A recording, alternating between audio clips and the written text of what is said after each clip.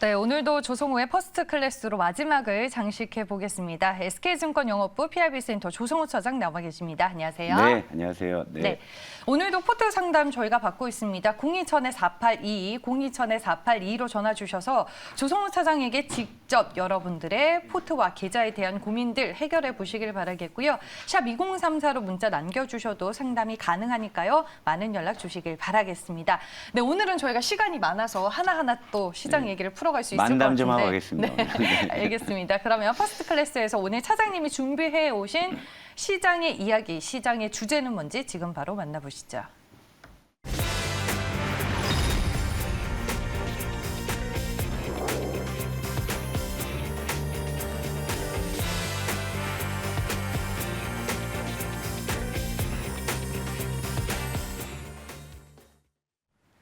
잠시 멈추고 주변을 살피자. 어제 결국에는 시장의 힘이 좀 많이 약해졌어요. 그러니까 느낌이 어떤 느낌이었냐면 지수 하락폭은 크진 않았는데 그것보다 훨씬 더 크게 식는 듯한 느낌이 확 들지 않았을까요? 뭔가 줬다 뺏는 느낌? 그렇죠. 그러니까 그러니까 지수 하락폭은 분명히 크지 않았잖아요. 그동안에 좀 반등을 한 걸 보면 요 정도 조정은 뭐 나올 수도 있다라고 생각할 수준의 조정이었음에도 불구하고 전체적으로 봤을 때는 뭔가 좀 이렇게 확 식는 듯한 느낌. 그게 저는 좀 왔어요. 그래서 어제도 제가 이제 어제 시간이 너무 부족해서 뭐 이렇게 랩을 하고 가긴 했는데 네. 어제 제가 호랑이 장가가는 날이라는 표현을 했잖아요. 그러니까 지금 시장이 조금 이제 그런 상황인데 좀 이제 요즘 들어서 자꾸 이제 묘한 느낌이 계속 좀 들고 있어요. 그래서 이제 그거를 조금 이제 말씀을 드리려고 하는데 잠시 조금 이제 기술적인 문제가 있어서 지금 일단은 제 화면에 로그인 접속이 좀 지연이 되고 있어요. 그래서 네. 오늘은 요걸 먼저 좀 보여드릴게요. 이제 이게 지금 미국 국채 10년물 금리 차트예요. 요거 한번 보여드리고 말씀을 드릴게요. 제 화면은 연결이 혹시 가능하죠? 예. 네. 일단 지금 미국 국채 금리가 지금 1.66% 여기에서 이렇게 좀 마감이 됐는데 이전 고점이 이제 1.73이고 요게 이제 올해 3월에 이제 찍었던 이전 고점이에요. 근데 여러분 요때 이제 기억하시잖아요. 미국 국채 금리가 이제 치솟으면서 시장이 굉장히 좀 요동을 쳤었던 기억을 아마 여러분들 다 하실 겁니다. 그런데 최근에 다시금 미국 국채 금리가 이렇게 치솟고 있는데 시장이 오히려 이제 올라가는 그런 모습을 여러분들께서 이제 보셨을 거예요. 맞아요. 그렇죠? 네. 그러니까 요것도 사실 제가 보는 어떤 그런 로직에서는 뭔가 좀 어긋나 있는 거예요, 사실은. 그러니까 근데 이제 여러분들께 설명을 드리자면 왜 이 미국 국채 금리가 오르는 것이 왜 악재이냐 요걸 좀 설명을 드릴게 시간이 있으니까. 자, 이제 국채 금리가 올라간다는 거, 그러니까 채권 금리가 올라간다는 것은 말이에요. 그러니까 역설적으로 채권 가격이 네. 떨어진다는 것을 의미합니다. 떨어진다는 것을. 그러니까 이것은 무슨 얘기냐면 이 채권 가격이 떨어진다는 건 기존에 이제 유통되고 있는 채권들이죠. 근데 왜 그러면 국채 금리가 올라갈까요? 이것은 뭐냐면 금리 인상에 대한 강한 시그널이라고 볼 수 있는 거예요. 왜냐하면 이전에 발행된 그 채권 같은 경우에는 금리가 지금보다는 낮은 수준에서 발행이 됐겠죠. 그런데 금리가 이제 올라가게 된다고 했을 때는 발행물 같은 경우에는 금리가 이제 조금 더 이제 높은 수준에서 발행이 되는 거죠. 그러니까 지금 이제 신규로 발행되는 채권의 금리가 더 조건이 좋다는 이야기예요. 그러다 보니까 기존에 유통되고 있는 그런 채권들 같은 경우에는 가격이 떨어지겠죠. 왜? 지금 이제 앞으로 발행될 채권의 금리의 매력도가 높아지니까. 바로 이런 논리입니다, 여러분. 그러니까 국채 금리가 오른다는 그 자체만 가지고 여러분들께서 그냥 뭐 직관적으로 뭐 안 좋구나 좋구나라고 생각하시는데 정확하게 해설을 해드리자면은 실제 이 국채 금리가 상승을 한다라는 것은 결국에 이제 금리 인상에 대한 강한 시그널로 해석을 할 수 있는 거예요. 그런데 아시다시피 지금 최근에 이제 금리 부분이 걱정이 되는 것이 역시나 이제 인플레이션 때문이잖아요. 그러니까 지금 뭐 유가가 지금 간밤에 또다시 이제 83불에 지금 육박하고 있는 이런 상황이잖아요.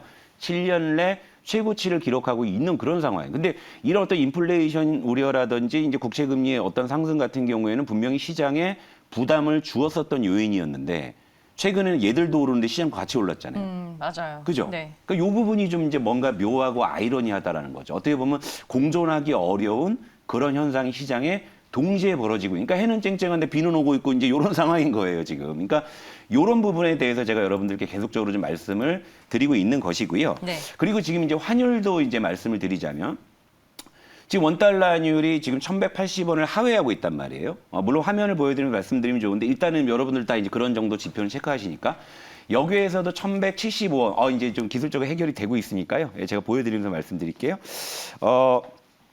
여기에서 일단 1,175원대까지 떨어져 있는데, 자 여러분 요즘에 원달러 환율이 좀 생각보다 굉장히 안정이 돼 있잖아요.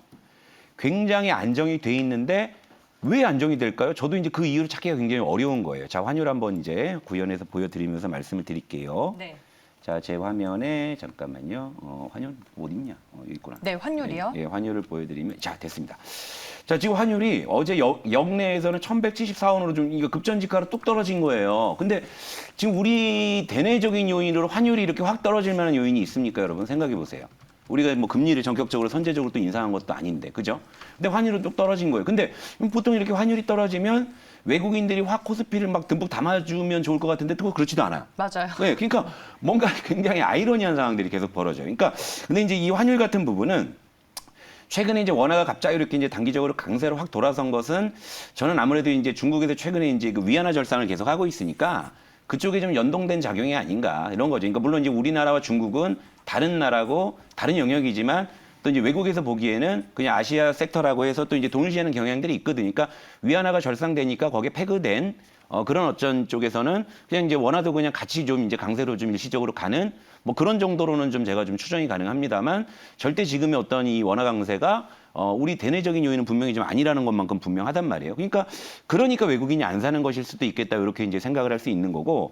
자, 뭐 유가도 한번 뭐 저기 화면 구현된 김에 다시 한번 보여드릴게요. 유가 같은 경우도 이 WTI잖아요. 지금 어제 지금 83달러 지금 이제 장중에 좀 돌파하는 모습인데 83달러에 마감이 됐어요. 예. 네, 새벽에. 네. 이것도 지금 이제 7년 내 최고치란 말씀 계속 드리잖아요. 제가 이제 최근에 여러분들께 이제 물론 최근에는 뭐 좀 게릴라전으로 종목 이야기를 많이 하면서 시장 얘기를 좀 등한시한 측면들이 있지만 포인트는 뭐냐면 귀에 들리는 것보다는 우리 눈에 보이는 거에 좀 집중하자고 말씀을 드렸는데 우리가 지금 눈으로 지금 확인할 수 있는 것들이 지금 이렇게 완화되거나 좋아지는 쪽이 아니에요. 그러니까 유가가 계속 올라가게 되는데 왜 인플레이션 우려로 시장이 안 빠질까? 거꾸로 오를까? 그죠? 그리고 지금 또 이제 재밌는 건 뭐냐면 비트코인도 지금 사상 최고치를 경신한 거예요. 맞아요. 네. 그러니까 여러 가지 우리가 시장에 방향을 가늠할 수 있는 지표들이 그 동안에는 어떤 공식처럼 움직인 거죠. 이를테면은 워낙 이제 유가가 올라가게 되면 인플레이션 우려가 걸리고 국채 금리가 이제 올라가면 뉴욕 증시가 그 우려로 뭐 조정을 받고 사실 그런 것들이 우리가 보던 모습이었는데 지금 이것들이 다 공존하고 있는 거예요. 그러니까 되게 묘한 거죠. 맞아요. 예, 그러니까 제가 어제 시장을 보면서 이제 뭔가 지금 이제 시장에 돌아가는 여러 가지 지표들이 조금 묘한 것들이 있는데 어제 시장을 보면서 그게 지수의 어떤 하락폭은 크지 않았지만 전체적으로는 저한테는 되게 크게 와닿았거든요. 그러니까 왜냐하면 제가 여러분들께 이제 요즘에 꼬꼬무 전략으로 해가지고 거기서 이제 꼬리에 꼬리를 물고 들어가서 이제 이렇게 해서 종목들을 좀 찾아오고 그걸로 트레이딩으로 뭐 이제 소기의 어떤 좀 성과를 보기도 했습니다만 어제는 그 꼬리 잡기 놀이가 이제 연결고리들이 이제 안 보이기 시작을 하는 거죠. 그러면서 어제 시장에서는 눈에 띄는 거 뭐냐면 뭐 미디어 엔터주 그리고 일부 경협주. 근데 여러분 이쪽 섹터는 그냥 엄밀히 말하면 시장의 어떤 큰 카테고리와 상관없는 개별 이슈로 그렇죠. 움직이는 네. 개별 테마의 성격이란 말이에요. 그러니까 어제 갑자기 시장에 무언가의 간판이 가려지거나 좀 내려진 듯한 느낌이 드니까 이럴 때는 이제 게릴라전 역시도 잠깐은 좀 멈추고 시장을 조금 더 바라봐야 되겠다. 이제 이런 생각이 좀 드는 겁니다. 그러니까 알겠습니다. 예, 예. 오늘 뭐 전체적으로 시장 얘기를 풀어주고 계시니까 네. 저희 시청자분들에게 네. 좀 댓글로 네. 시장에 대한 궁금증을 좀 받아볼까 해요. 예, 뭐 궁금하신 네. 거 있으면 오늘 좀 시간이 있어서 뭐 네. 몇 개 질문은 제가 좀 즉석에서 조금 더 해설해드리는 네. 뭐 그런 것도 예, 제가 해드리도록 할게요. 네, 궁금한 거 채팅방에 남겨주시면요. 저희가 네. 방송을 통해서 한번 풀어드리겠습니다. 많이들 남겨주시길 바라겠고요. 02-2000-4822, 02-2000-4822로 전화를 주시면 내 포트, 내 계좌 상담을 직접 조성우 차장님에게 받아보실 수 있으니까요. 역시나 잊지 말고 많은 연락 주시기 바라겠습니다. 뭐 유가 받고 환율 받고 10년물 채권 금리 받고 또 뭘 봐야 될까요? 그리고 제가 이번 주에 네. 계속 중국을 보자고 말씀드렸는데 이제 좀 클라이막스가 좀 다가오는 것 같아요. 그러니까 중국 뭐 상해 종합증시 차트를 한번 띄워놓고 그냥 예, 말씀을 드리자면 일단은 뭐 최근에 이제 조금 이제 그 두터운 어떤 지지대를 지지하면서 약간의 좀 이제 오름세를 보여주는 그런 모습인데 이것도 뭐 위안화 절상에 대한 좀 단기적인 효과가 아닐까라는 생각이 들고 제가 오늘 랩을 안 하고 되게 천천히 얘기하고 있어요. 네. 네. 자, 드디어 이제 내일 모레가 이제 그 헝다의 9월 23일에 그 지급하지 못한 그 이자 유예 기간이 이제 종료입니다. 근데 23일이 또 공교롭게도 또 토요일인 거예요. 또 주말이잖아요. 그러니까 이제 주말 불확실성인데, 그러니까 중간중간에 이제 역내 채권에 대한 소액 이자는 이제 지급하는 내용들은 확인이 돼요. 그러니까 지금 구조가 어떻게 되냐면, 역외 채권의 이자는 이제 지급을 못하면 30일의 유예 기간이 적용이 되고요. 역내에서 이제 발행된 위안화 채권 같은 경우에는 그 약속된 날짜에 이자를 지급하지 못하면 바로 디폴트이기 때문에 지금 이제 헝다 입장에서도 뭔가 이제 자구책을 계속 마련하는 노력은 분명히 보이는데 이제 결실이 안 나온다라는 거죠. 그리고 또 이제 어제 또 하나 확인된 게 뭐냐면 계열사 지분 한 3조 원어치를 이제 매각을 추진했는데 이것도 지금 무산됐다. 이제 이런 소식이거든요. 그러니까 과연 이 내일 모레로 다가온 그 유예 기간 안에 1,000억 정도의 이제 역외 채권 이자를 지급할 수 있는지 이걸 또 봐야 되고요.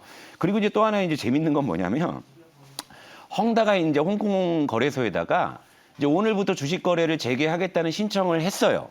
여기까지 물론 이제 거래가 뭐 오늘 될지 안 될지 모르죠. 뭐 이제 그것도 오늘 좀 장중에 살펴봐야 되는데 물론 이제 거래가 또 재개가 되면은 오히려 좀 편할 수 있습니다. 왜냐하면 헝다의 주가의 방향에 따라서 이제 또 다시 좀 시장의 방향성을 좀 탐색할 수 있기 때문에.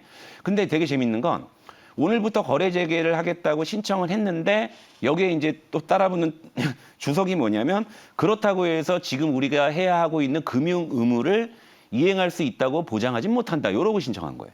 이것도 좀 약간 좀 웃기는 상황이긴 한데, 그러니까 어쨌건 이제 오늘 내일은 분명히 좀 중국 쪽에서 헝다 이슈를 다시 한번 우리가 좀 체크를 해봐야 되는 그런 상황이죠. 그러니까 지금 국채금리 치솟고 있고 유가 역시 치솟고 있고 이제 헝다는 지금 이제 거의 지금 카운트다운이 지금 되고 있는 그런 상황이니까 제가 이제 여러분들께 이제 지금 여전히 시장에 걸려 있는 여러 이제 복합적인 불확실성, 복합 변수들이라 말씀드렸잖아요. 요게 이제 어느 순간에 또 한번 이제 섞여가지고 어떠한 쪽으로 좀 튈지 이 부분은 제가 이제 오늘 내일 정도는 좀 지켜봐야 되지 않느냐, 예, 이런 생각이 듭니다. 네, 아니 헝다 얘기를 해주시니까 이정현님이 헝다가 무너지면 제 2 하락 여파가 또 생길까요?라고 질문을 주셨어요. 제가 이제 예전에 그 헝다 이슈는 이제 리먼하고 비교하면서 이제 다 말씀을 좀 드린 내용인데 이것도 이렇게 보시면 되죠. 그러니까 리먼은 위험 측정이 불가능했어요. 터져봐야 하는 거였어요. 헝다는. 그러니까 예를 들면 리먼이 파산했다고 해서 이 지경이 된 게 아니라 리먼이 파산하면서 리먼이 발행한 파생 상품이 디폴트가 난 거죠. 거기서 1차 충격이 있었고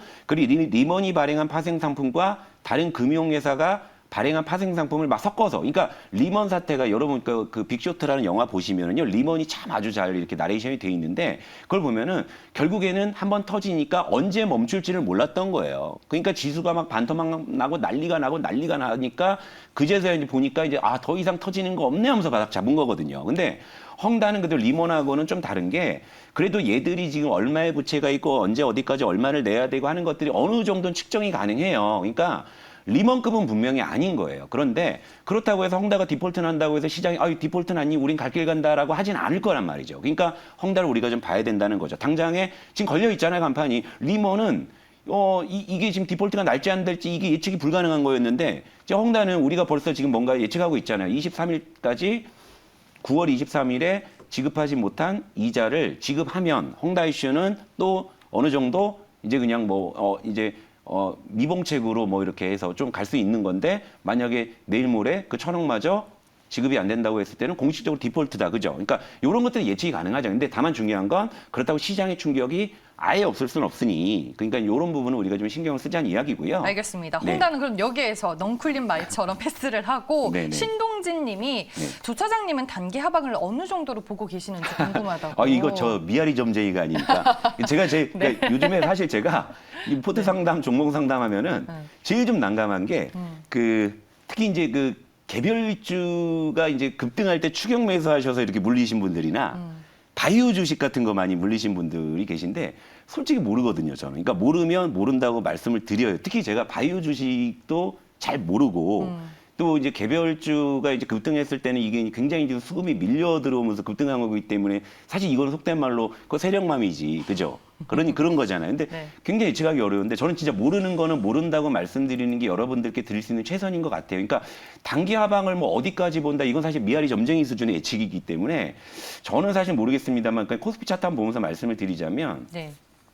저는 그러니까 이렇게 봤어요. 그러니까 자 이렇게 했고 이제 어느 정도 이제 반등은 했죠. 근데 이제 21선을 다시 이제 도로 내준 상황이잖아요. 저는 지금까지의 반등은 일단은 좀 기술적 반등 쪽에 좀 무게를 좀 두고 있는 상황이긴 해요. 그래서 저는 다시금 좀 이제 하방 쪽으로의 어느 정도의 조금 작용이 있지 않을까라는 생각은 좀 합니다. 그래서 제가 이제 오늘 내일은 좀 이제 잠시 멈추고 시장을 바라보자고 말씀을 드린 건데 어디까지 보냐라기보다는 저는 항상 이제 제가 이제 어떤 지수나 이런 걸 맞출 수가 없기 때문에 저는 이렇게 봐요. 그러니까 이전 저점이 2,900을 이제 위협받은 구간이 있잖아요. 그러니까 이제 하락을 하더라도 이 범위 안에서의 작용 그리고 이게 이제 하단이 깨진다고 하게 되면 더 이상 하단을 예측하기 좀 어려워요. 왜 또 바닥이 잡히는 거니까.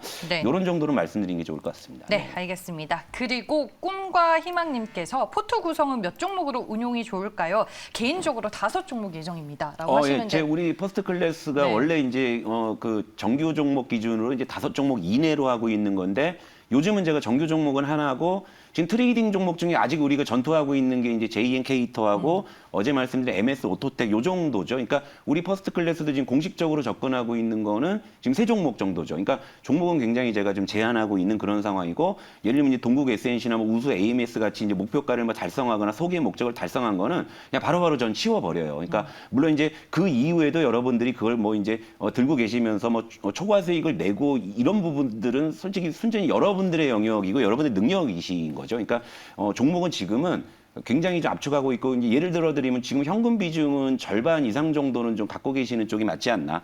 저희 퍼스트 클래스 주력 부대는 다 뒤에 있다고 말씀드렸잖아요. 그러니까 네. 지금은 현금은 좀 많이 확보해 놓으시고 일부 비중만 이제 좀 게릴라전으로 좀 트레이딩을 하시는데 지금까지 좀 며칠 동안 이렇게 잘 먹혔어요. 근데 현금 비중 팔 네. 게 없으면요. 그래서 이제 그러니까 포트 상담 그래서 쌍미는 그러니까 쌍미는 좀 너무 극단적이고 하여튼 최대한 솎아내는 거죠. 그러니까 그거는 제가 네. 많이 도와드릴 테니까 하여튼 포트 점검은 제가 항상 해드려요. 그러니까 지금 상황에서 주식이 100% 꽉 차 있는 것은 굉장히 걱정되는 것이기 때문에 어떤 식으로든 지금은 뭐 어떻게 해서든 현금을 좀 갖고 계시는 게 그래도 후사를 도모할 때 또 좋은 쪽이다 이런 말씀 좀 드리고 네, 많이 제가 신청했습니다. 질문 드린 것처럼 포트에 대해서 좀 이런 고민을 하고 계신 분들이 네. 또 상당히 많은 시장일 것 같습니다. 추가적으로 포트 상담 필요하신 분들은 027-4822로 전화 주시는 거 잊지 마시길 바라겠습니다.